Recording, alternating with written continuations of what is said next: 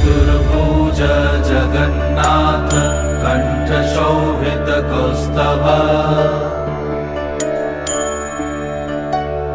पद्मनाभ वेदगर्भ चन्द्रसूर्य विलकना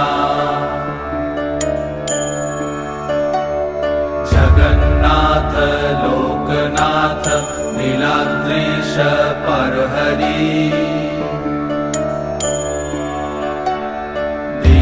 दीनबन्धुर्दया सिन्धु कृपालु जनरक्षक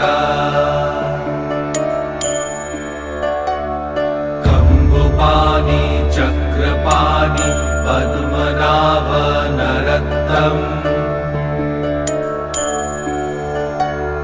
जगत्तं पालको व्यापी सर्वव्यापी सुरेश्वर